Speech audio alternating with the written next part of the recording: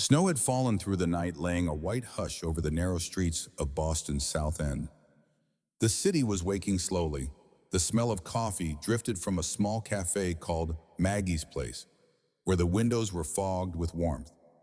Outside on the corner where Tremont met W. Brookline, a little girl sat on a wooden crate with a shoeshine box by her feet.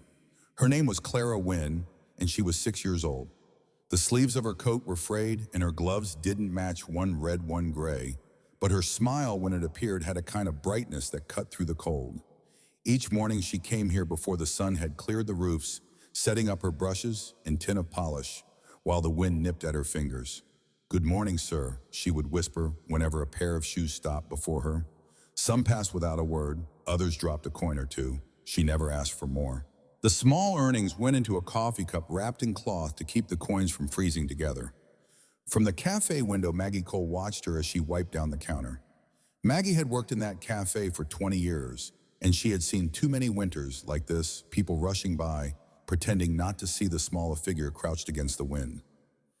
Every now and then she would step outside, pretending to sweep the doorway and leave a paper bag near Clara's box. Inside there was always something warm, a muffin, a piece of bread, sometimes an apple, if she had one to spare. Clara's father, Thomas Wynn, waited for her in their apartment a few blocks away. Once a mechanic, he had lost the use of his legs after a fall from a scaffold. His pride had kept him from begging, so Clara had become his hands and feet in the world. She told him every evening that business had been good, even when it hadn't, because it made him smile. Just before noon, a shadow fell over her box. Clara looked up to see Harold Crane, the landlord, who owned half the block. His overcoat was black and heavy, his scarf perfectly knotted. "You again," he said, voice sharp enough to cut through the wind. "I told you, if you're going to use this sidewalk, you pay the street fee." Clara stood clutching the strap of her shoeshine box. "Please, Mr. Crane, I'll have it by Friday." "My papa's sick," Crane sneered. "Your papa's not my problem. This corner is valuable space, girl. You either pay or you move." A few people looked their way, then turned their eyes back to the ground. The only sound was the shuffle of Crane's boots on the snow. Then with a dismissive kick, he knocked her little box aside. Brushes and coins scattered flashing dull silver against the ice. Clara bit her lip hard enough to taste blood, kneeling quickly to gather her things. The cold stung her knees through the thin fabric of her skirt. Crane muttered something under his breath and walked away, leaving footprints that the wind soon began to erase. Inside the cafe, Maggie froze. She wanted to rush out, but fear held her in place. "Not again," she whispered, pressing her hand to the glass. On the opposite sidewalk, a tall man in a dark overcoat had stopped walking. He had seen everything, the scattered coins, the little girl's trembling hands. His name was Jonathan Reed, and though most people knew him as the head of Reed Technologies, no one here recognized him. He was used to boardrooms, glass towers, and words like equity and profit. But the scene before him, the child kneeling in snow, carefully gathering her coins, one by one, pulled something deep from a place he hadn't visited in years. Jonathan crossed the street. The wind caught his scarf and whipped it behind him as he crouched down. Clara didn't see him until a pair of black leather gloves appeared in her view, holding out the last coin she had missed. "Here," he said quietly. His voice was gentle, almost uncertain. Clara blinked, startled. "Thank you, sir." He studied her for a moment. Her cheeks were raw from the cold, her lips chapped. She was far too young to be here alone. "Where's your mother or father?" he asked. "My papa's home. He doesn't walk much," she said softly. "I'm just helping a little." Jonathan hesitated, then placed a folded bill in her cup. "Buy something warm to eat." Clara looked at the money, then up at him. "That's too much, sir." "It's just enough," he replied.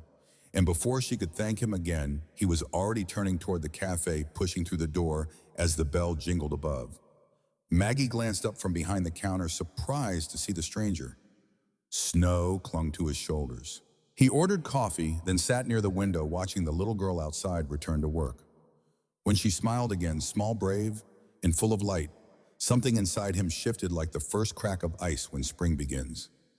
Outside, the snow continued to fall. The city moved on, indifferent as ever, but at that small corner of Tremont Street, a thread had been spun thin, invisible, but strong enough to change 3 lives.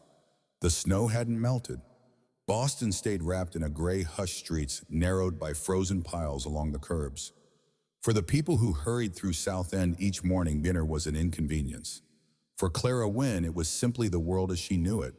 She was back at her corner outside Maggie's Place cafe, brushing the frost from her shoeshine box.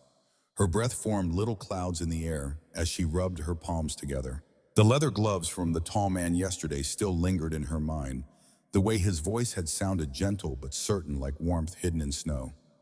Inside, Maggie Cole watched from behind the counter. The cafe's radio hummed an old Sinatra song, soft and comforting. Maggie poured 2 cups of cocoa, one for herself, one for the girl outside, and called to her coworker. "I'll be right back." She stepped into the cold steam rising from the cups. "Clara," she said, her voice half a whisper so no one inside would hear. "Here, drink this before it gets cold." Clara's eyes widened. "Miss Maggie, I can't." "Don't argue, sweetheart. You're helping me see I can't finish both." Maggie smiled and set the cup beside her box. "Stay close to the window today. The wind's picking up." Clara nodded, wrapping her fingers around the cup. The cocoa burned her tongue a little, but she didn't care. For a moment, she felt warm all the way to her toes. Across the street, Jonathan Reed stepped out of a black sedan, coat collar turned up. His assistant had begged him not to come to this part of town again. It wasn't safe, they'd said, but something about the child had stayed with him overnight. He crossed the intersection and entered the cafe. "Coffee black," he said to Maggie. His tone was calm but distracted. As he waited, he glanced out the window at Clara. Maggie followed his gaze. "You know her, I met her yesterday," he replied. "She shouldn't be out there alone." Maggie hesitated, unsure if she should speak. Her father's been hurt. She does what she can. Folks around here look after her, but...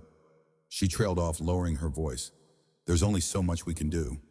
Jonathan nodded, expression unreadable. When Maggie placed the coffee before him, he slipped a few bills onto the counter, far more than the cost. "You don't have to tip that much," she said, startled. "It's not a tip," he replied. "Consider it a favor repaid." Through the glass, Harold Crane appeared, stomping his boots against the curb. His overcoat looked darker against the white snow, his breath fogging like smoke. He scanned the street, then his eyes fixed on Clara. Maggie's heart sank. Not again. Crane crossed the street with long, angry strides. The bell over the cafe door jingled as he pushed it open, halfway, yelling through the doorway. "You think I didn't see you, girl? Trying to hide behind that cafe again?" Clara froze, clutching her box. I'm just working, sir. Working on my property." He jabbed a finger toward her. "You still owe me for last week." Maggie turned her back quickly, pretending to wipe a table. "Please, Mr. Crane, not in front of customers," she murmured. But Crane ignored her. His voice carried across the cafe and out into the street. "Don't make me call the cops on you, you hear? They'll haul you and that crippled father of yours out in no time." A hush fell. Even the radio seemed to stop singing. Jonathan Reed rose from his seat, slowly setting his cup down. Through the glass, he met Crane's reflection, the arrogance, the cruelty. But he didn't move yet. Something held him in place, some instinct that told him to watch before acting. Clara's small hands trembled, though not from the cold this time. Hidden beneath her coat was a small plastic recorder, scuffed and old. She had found it the week before, tossed behind the cafe's trash bin, probably dropped by a student or a tourist. She had carried it ever since, liking the way its red light blinked when she pressed the button. Now, as Crane shouted above her, she pressed that button again. The faint red light blinked to life beneath the fold of her sleeve. "Please, Mr. Crane," she said softly, keeping her head down. "I'll pay soon, I promise." Crane grunted, shaking his head. "Promises don't fill my pocket, girl. Remember that." He turned sharply, his boots cracking through ice, and disappeared down the block. Maggie rushed outside the moment he was gone. "Clara." "Are you all right?" Clara nodded, forcing a smile. "He didn't hit me this time." Maggie crouched beside her, voice trembling. "You shouldn't have to live like this." "I'm okay," Clara said. She patted her pocket where the recorder rested, the red light now dark. "I just have to be brave." Inside the cafe, Jonathan remained at the window, hand clenched around his cup. He had seen enough. Something in his chest, a memory of a winter long ago, a hungry boy watching people pass, rose like a ghost. When he left a few minutes later, Maggie noticed he forgot his change on the counter. She called after him, but he was already gone, striding down the street toward the white horizon. Outside, the snow began again, gentle this time, covering footprints and the traces of anger alike. Clara lifted her face to the sky and let a flake land on her cheek. It melted instantly, like a promise whispered and kept only by the wind. The blizzard arrived without warning. By late afternoon, Boston had vanished under a curtain of white. The wind moaned between the brick buildings, sweeping through the South End like a living thing. The streets were empty except for the occasional figure bent against the storm. In that chaos of snow and sound, Clara Wynn still sat by Maggie's place. Her scarf was pulled high over her chin, her coat stiff with frost. The world had turned silent except for the scrape of her brush against leather. She shouldn't have been there, no child should, but she had promised her father she would bring home a loaf of bread and his medicine. Promises she'd learned were the only things that gave shape to the cold. Inside the cafe, Maggie Cole watched her with a growing ache in her chest. The power flickered once, twice, and steadied. She turned up the radio, hoping the music would drown her worry, but every note only reminded her of the little girl outside. Clara, she called through the door, voice barely carrying above the wind. "Sweetheart, come in for a bit." "It's too bad out there." Clara smiled faintly and shook her head. "Just a few more, Miss Maggie. I'm all right." But she wasn't. Her fingers were numb, her cheeks raw. And somewhere down the street, Harold Crane was watching. He had been drinking since morning, anger bubbling at the edges of his pride. The newspaper on his desk carried an article about the city reviewing his properties, an inquiry that threatened his money, his control. He blamed the rumors on the people who lived in his buildings, on the beggars cluttering his streets, on that little girl who kept drawing attention. When he saw Clara through the swirling snow, something inside him snapped. He stormed down the sidewalk, his boots crunching ice. He shouted, his voice ragged from whiskey and rage. "Didn't I tell you to stay off this street?" Clara flinched, stepping back until her heel hit the curb. "Please, Mr. Crane, I'll pay Friday. My papa's—" "I'm tired of hearing about your papa," he spat. The wind whipped his scarf as he raised his hand and struck the shoeshine box. It flew sideways, scattering brushes and coins into the snow. Clara stumbled, falling to her knees. From across the street, a black car skidded to a halt. Jonathan Reed stepped out, shielding his face from the wind. He had been heading to a board meeting, but fate or something greater had turned him this way. The sight before him froze him in place, the man, the child, the spilled coins glinting like tears. "Hey!" he shouted, his voice cutting through the storm. He ran toward them, boots sinking deep. "Leave her alone!" Crane turned startled. "Mind your own business, whoever you are." Jonathan didn't stop. He reached Clara, kneeling beside her. "Are you hurt?" She shook her head, though tears streaked her cheeks. The wind howled louder, swirling around them as if the storm itself were listening. Crane sneered. "She's trespassing. These people think they can do whatever they want." Jonathan rose slowly, meeting his gaze. "You're Harold Crane, aren't you? I know who you are, and I've seen enough." Crane hesitated, the bluster draining from his face. "You don't know anything about me." "I know you just hit a child," Jonathan said quietly, "and I know I'm calling the police." He turned to his car, but Clara's small hand tugged at his sleeve. Her lips were pale, trembling. "Wait," she whispered, pulling something from her coat pocket, a small cracked recorder. "Please, sir, play it." Jonathan frowned but pressed the button. Through the static came Crane's voice, angry, greedy, unmistakable. "You pay or you go. You hear me? I'll have the cops throw you and that crippled father of yours into the street." The sound cut through the wind like glass. Crane's face turned gray. "Where did you—" he began, but his voice was lost in the wail of sirens rising from down the block. Blue lights flickered through the snow. Someone in the cafe had called the police. Jonathan turned toward Clara, eyes wide with something between awe and disbelief. "You recorded him?" She nodded slowly. "I didn't want anyone to get hurt. I just wanted him to stop." Crane took a step back, panic flashing in his eyes. "You can't prove anything, that's—" But the officers were already there, stepping between them. One of them took the recorder from Jonathan's hand, pressing it to his ear as the voice played again.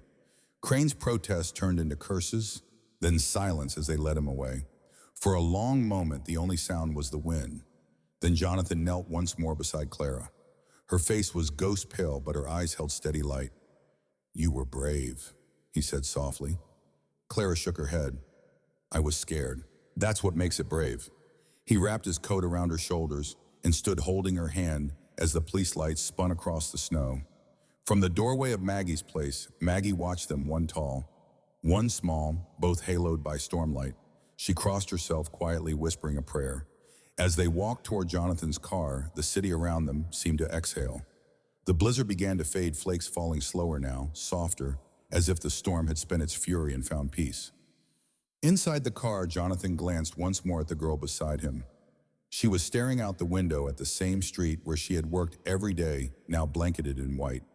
He didn't yet know that her small act of courage would unravel more than one man's corruption, or that it would change the course of his own life. But in that moment, he knew one thing for certain: sometimes the smallest hands hold the power to stop a storm. Outside, the snow kept falling, covering the footprints of everything that had come before. The storm had passed, leaving Boston draped in a fragile calm. Streets that only yesterday were choked with wind and white now shimmered under a pale morning sun. Icicles hung from every ledge, glittering like glass. At the corner of Maggie's place, a small path had been cleared through the snow.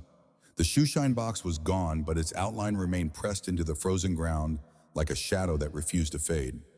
Inside the cafe, Maggie Cole poured coffee into chipped mugs, glancing every few minutes toward the empty sidewalk.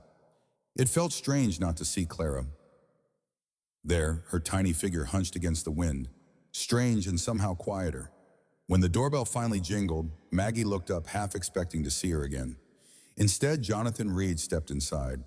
He looked tired, the kind of tired that comes from too many thoughts and not enough sleep. Snow clung to the hem of his coat. "Good morning," Maggie said softly. He nodded.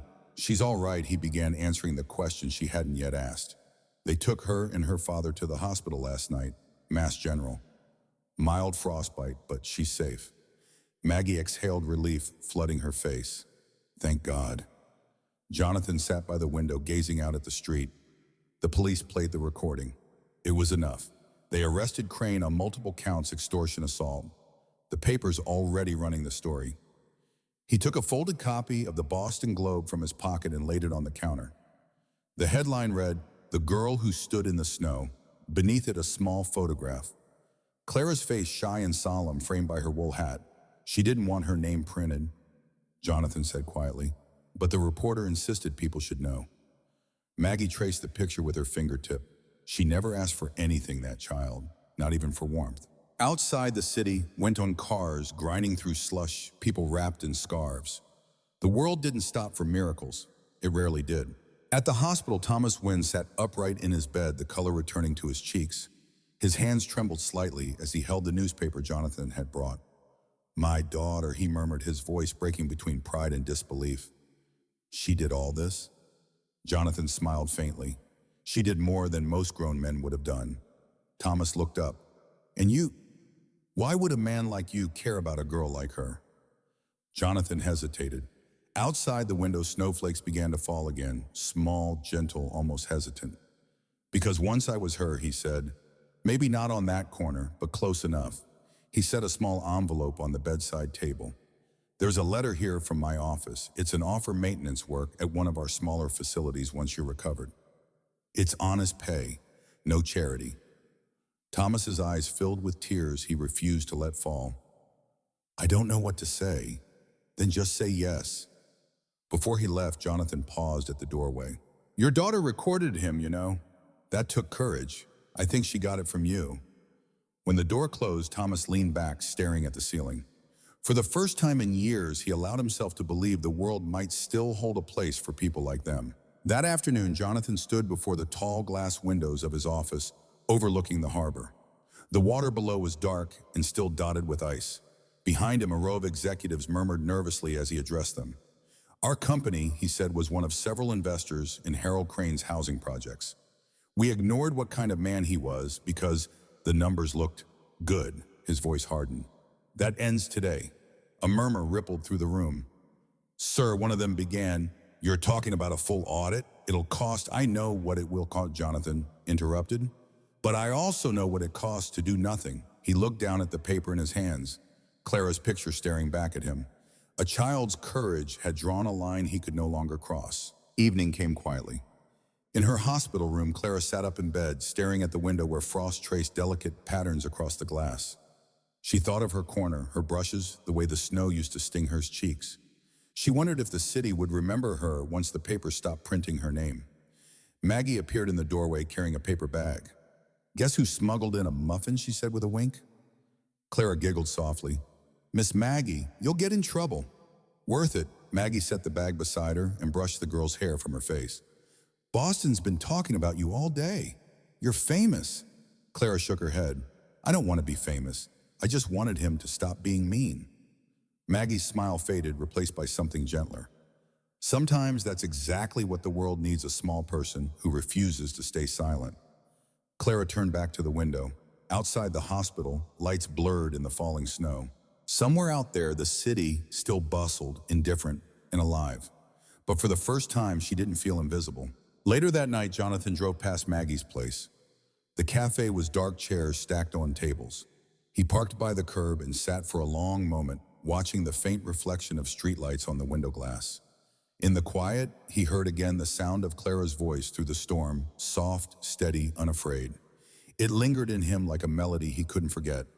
He whispered to no one, "Thank you, kid." Then he drove off into the cold night, the city lights behind him fading into the kind of silence that weighs heavy, but feels somehow clean. Winter loosened its grip on Boston slowly. By March, the snow had softened into gray puddles along Tremont Street. Sunlight returned to the brick facades and the cafe windows that once fogged with breath now reflected gold. Inside Maggie's place, the bell above the door chimed again, that familiar sound of normal life. The scent of cinnamon and roasted coffee filled the air. For the first time in months, Maggie didn't glance toward an empty sidewalk. Instead, she smiled as Clara Wynn skipped past the window at a satchel bouncing against her shoulder, a worn book tucked beneath her arm. She pushed through the door, cheeks pink from the morning air. "Good morning, Miss Maggie." Maggie grinned. "Well, if it isn't my favorite customer." Off to school, Clara nodded. "Papa says learning is like fixing things, you start small and end strong." "Then take this," Maggie said, handing her a muffin wrapped in a napkin. "Fuel for your brain." Clara thanked her, gave a little wave, and hurried out. Sunlight caught in her hair as she disappeared into the crowd. For a moment, Maggie just stood there, realizing the world had color again. A few blocks away, Thomas Wynn gripped the rail of the hospital corridor. His left leg trembled under a metal brace. The therapist counted softly. "One more step, Mr. Wynn." Thomas moved carefully, sweat on his brow, until he reached the end. When he looked up, Jonathan Reed was waiting at the doorway, smiling. "I told you Jonathan said you'd be walking before spring." Thomas caught his breath and chuckled. "This body's got rust, but it still runs." Jonathan stepped closer, offering a firm handshake. "You start next month, maintenance work, flexible hours. You'll fix things again." Thomas, only this time safely. Thomas lowered his eyes. "You don't owe us anything." "I do," Jonathan said quietly. "You reminded me what courage looks like." The older man's voice softened. "Then promise me one thing, teach others the same." "I will." Later that day, Clara burst into the room, her satchel swinging. "Papa, I read my first full story today." He opened his arms, laughing. "That's my girl." She crawled onto the bed beside him, showing off a colorful card she'd made, a stick figure with a cane, holding hands with a smaller one. Beneath it, in careful letters, "For the man who taught me courage." Jonathan smiled when she handed it to him. "You drew this, uh-huh? It's you and Papa," she said. "You both help people." He swallowed hard. "That's the best picture I've ever seen." For a long moment, the three of them sat in silence, the hospital lights flickering softly against the window. Outside, a sparrow fluttered past, proof that even in cities of still life returns. Weeks drifted into spring. The south end brightened with window flowers and open doors. Maggie's place buzzed with chatter and jazz. On the community board near the counter, Maggie pinned a new flyer, local scholarship, sponsored by Reed Technologies. Below it was a photo of Clara smiling shyly. When Maggie saw it, she whispered, "That man finally learned how to give back." Jonathan often stopped by now, always at the same seat by the window. He'd order coffee, black nod politely, leave a generous tip, and disappear before anyone could thank him. Maggie never asked questions. Some kindnesses spoke better in silence. Crane's old buildings now belonged to new owners, the rules fairer. His name vanished from headlines like footprints fading in melting snow. The neighborhood began to breathe again. One bright afternoon, Thomas stood unassisted for the first time. The nurse steadied him as he took a step, then another. Clara's gasp filled the room. "Papa, you're walking?" He laughed, shaky but proud. "Seems I am." Clara clapped, nearly knocking him off balance. "You did it?" He placed a hand on her hair. "No, sweetheart, we did." Outside the hospital window, Boston shimmered under spring light. The Charles River glinted like a sheet of glass, the air alive with the sound of distant church bells. Jonathan watched quietly from the doorway. He didn't enter, didn't want to disturb the moment. Instead, he smiled an honest, quiet smile, the kind that belonged to someone finally at peace. He turned away and walked down the hall, feeling lighter with each step. The burden he'd carried of wealth without purpose, of silence, without kindness, had begun to lift. He owed it to a little girl who once knelt in the snow and believed the world could still be good. That evening, Maggie closed up the cafe. She lingered by the window looking at the street where Clara used to sit. A young man passed by helping an old woman with her groceries. The simple gesture made her heart swell. The city was changing, she thought, not because of policies or profit, but because one brave child had reminded them all how kindness begins. Maggie turned off the lights, whispering to the empty room, "Good night, Clara." Outside, a warm breeze stirred, carrying with it the faint scent of spring rain and something rarer, hope. A year passed quiet as falling snow. Boston was dressed in white again, the air sharp but gentle, like winter had learned mercy. The streets of the South End glowed with garlands and window lights. Inside Maggie's place, the smell of cinnamon and pine filled the room. Maggie wiped the counter, humming along with the carols on the radio.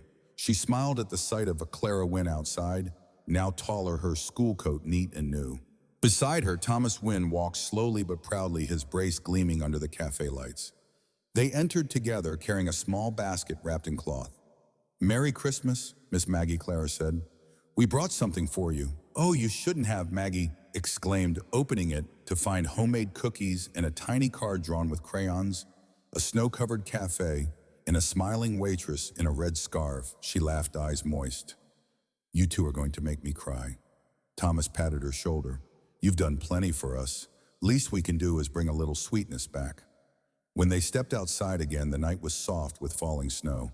Across the street, the lights of Old South Church shimmered like candles in the distance. Clara looked up at her father. "Do you think Mr. Reed will come tonight?" Thomas smiled. "He said he would, and that man keeps his word." Later that evening, in their modest apartment on Harrison Avenue, the Wynns prepared a simple dinner, roast chicken, mashed potatoes, and an apple pie that filled the room with warmth. The small Christmas tree by the window glowed with colored lights. At 7, there was a knock on the door. Clara ran to open it. Jonathan Reed stood there, snow-dusting his shoulders. "Merry Christmas," he said softly, holding a small wrapped box. "You came," Clara beamed. "Come in, it's warm." Jonathan stepped inside, glancing around the cozy room. The walls were lined with books now, and a framed newspaper clipping hung near the table. The Girl Who Stood in the Snow. Dinner was simple, but full of laughter. They talked about schoolwork and the cafe's growing business. Jonathan listened more than he spoke, his smile calm and genuine. It had been a long time since he'd been part of something that felt like family. When dessert was done, Clara slipped away and returned with a small package tied with a red ribbon. She placed it in front of him. "This is for you." Jonathan blinked. "For me?" "But I didn't just open it," Thomas said, smiling. He untied the ribbon, peeled back the paper, and found it inside an old shoeshine box, the same one that once sat on a frozen street corner. Its surface was polished now, the wood gleaming faintly. Inside, a tiny note in a child's handwriting read, "Because of you, I never have to use this again." Jonathan stared at it, the words blurring for a moment. When he looked up, his voice was rough. "No, Clara," he said softly. "Because of you, I remembered who I was." She smiled shyly, and for a moment none of them spoke. The room was filled only with the sound of the clock ticking and the snow tapping gently against the window. Outside, church bells began to ring midnight. Their sound drifted through the city like a lullaby, low, steady, full of grace. Jonathan rose to leave. "Keep that light, Clara. The world needs it." She nodded, her eyes bright. "Merry Christmas, Mr. Reed. Merry Christmas, kid." He stepped into the quiet street. Snowflakes settled on his coat as he looked back once more at the window glowing with warm light. Inside, the small family laughed, their shadows moving gently against the curtain. For a long moment, he stood there smiling to himself. Then he turned and walked on his footsteps, vanishing into the snow. Above him, the church bells continued to ring, clear, pure, forgiving.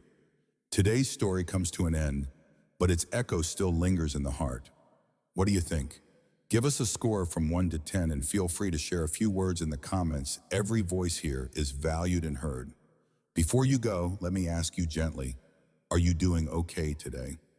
If your heart feels heavy, let this place be a quiet corner where you can share and find comfort. See you again in the next bedtime story, where love and hope remind us that no matter how dark the night may seem, kindness will always prevail.